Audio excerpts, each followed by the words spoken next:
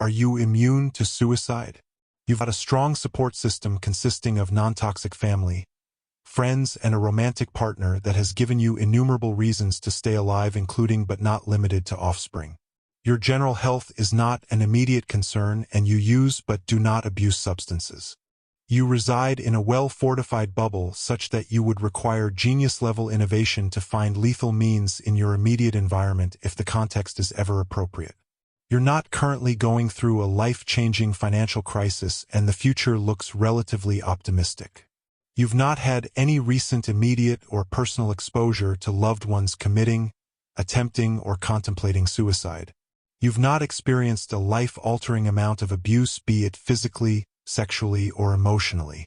However, Pandora's box seems to open every now and then, inside your mind, typically beginning with a vile thought, which seems hell-bent on nullifying your self-worth and right to life, germinates from a deep and equally fertile part of your mind. It almost seems alien whenever it materializes into consciousness. You put up a defense and initiate the desperate but ultimately vain process of deluding yourself in rational gymnastics in an attempt to discredit the existence of this nihilistic seed. Your failure to reconstruct your worldview on a foundation of delusion or lies only opens floodgates that permit a wave of mental agony that hits you with a force so great your cells struggle to keep you whole.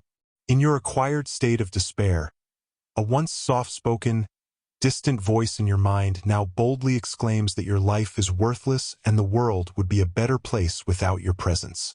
This statement triggers a positive feedback loop of misery that nudges you closer and closer to the event horizon of nihilism.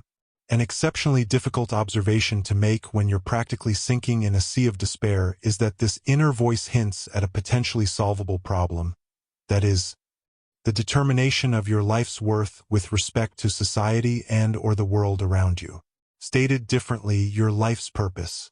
Now, apart from contexts that mandate the use of neuromodulating medications such as antidepressants and antipsychotics, there is something you can do, provided you don't meet the criteria for a specific psychiatric disorder.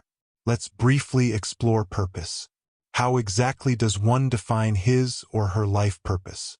This question is not an easy one to begin to answer because of the wide variation that exists between individuals and their view of what an ideal life would be. Purpose and its cultivation are subjects that remain insoluble in the solvent of rational thought and objectivism. No universally valid equation exists that allows for the derivation of purpose. Purpose is to rationality what a round peg is to a square hole. It is just as real as it is vague and abstract. The value that purpose holds in one's life trajectory, however, cannot be overstated. In today's context, the concept of purpose has regrettably depreciated into something vestigial under the hammer of rationality, and we have thus failed to truly comprehend its significance in our lives. Purpose has an elusive definition at the very least, and despite our valiant efforts to push it into a well-defined box, we are often forced to reconcile our etymological conflict with it and admit that our efforts are best spent exploring the variables that give rise to or at least cultivate its growth beyond the mental closet we sometimes bury it in. Does the phenomenon of purpose arise due to nature, nurture, or some amalgam of both? Nature appears to dictate what our interests and values are through a combination of heritable factors that are sometimes modifiable by the environment.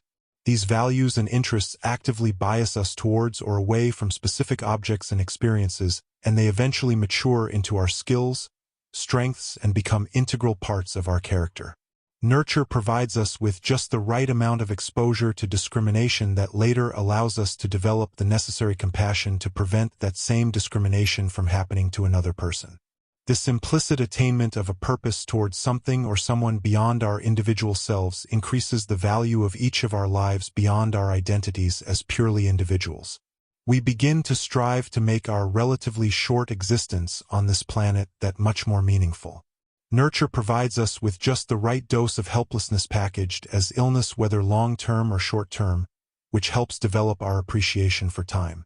We learn to develop a purpose that is directed towards contributing meaningfully to society for as long as we are able to, before we are incapacitated by illness and subsequently haunted by unrealized dreams. There are innumerable examples one could make about how purpose arises. Special mention is theological religion in the traditional sense and religion in the purely philosophical non-specific mechanical sense, that is, as pursuit of something, anything, with great devotion. Bottom line, we all seem to be practicing some form of religion with or without reference to a deity. No matter which side of the coin you may belong to, however, the end goal remains the same, that is, obtaining some form of purpose to live for beyond our primal needs.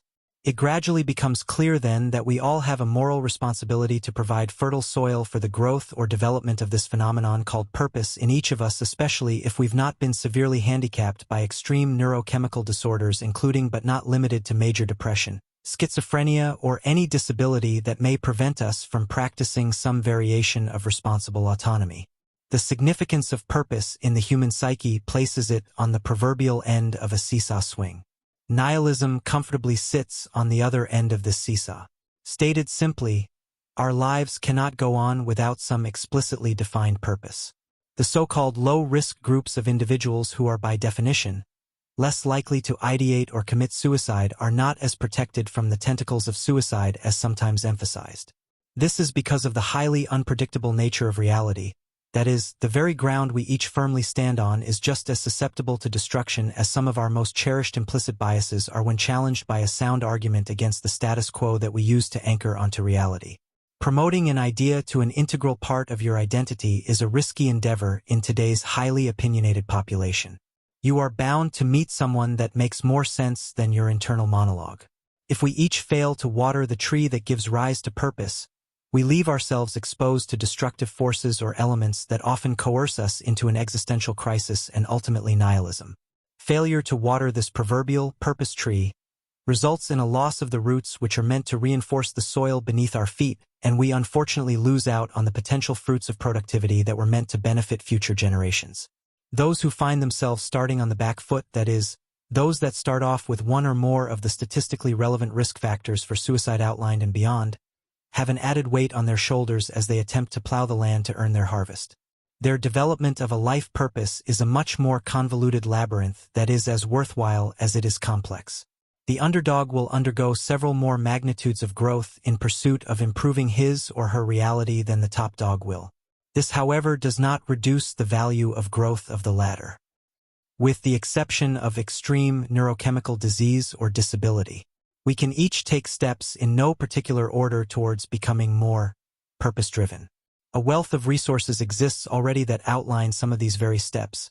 However, without implicit intention from our end, these resources remain unexplored and we remain out at sea without a sail. A somewhat reductive first step is simply to imagine the type of person you'd be if you had 6 disability-free months left to live.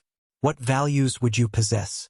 How much of your day would be dedicated to simply appreciating your current privilege, especially that which was earned through your own efforts? How early would you prefer to start your day? How vigorously would you pursue the dreams or goals that scare you? What kind of standard would you set for both new and old relationships? What hobbies would you make time for? What would your bucket list consist of? How often would you remind your loved ones that you love them? What kind of work would you find fulfilling to do as you approached your deathbed? How charitable would you become? What legacy would you be comfortable leaving behind for future generations? It is seldom possible to take away a person's life purpose without inadvertently taking away that person's right to life itself. An unlikely analogy of Newton's third law of motion would be, purpose is the reaction force to nihilism. The former pulls you towards a highly valuable fulfilled life, and the latter pulls you towards misery and ultimately oblivion.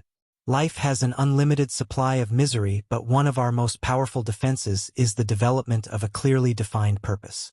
There is no predetermined place where one should start in searching for their purpose in life. However, simply initiating the search grants you a perspective that many go through a lifetime without experiencing. Don't let the voices of doubt win. Don't let them taint your soul. You have the potential to change the world for the better, and you owe it to future generations to realize that potential, but most importantly, you owe it to yourself to find meaning beyond simply existing. Robert Byrne once said, "The purpose of life is a life of purpose." Learning to live while contemplating suicide begins with an honest endeavor to establish your purpose.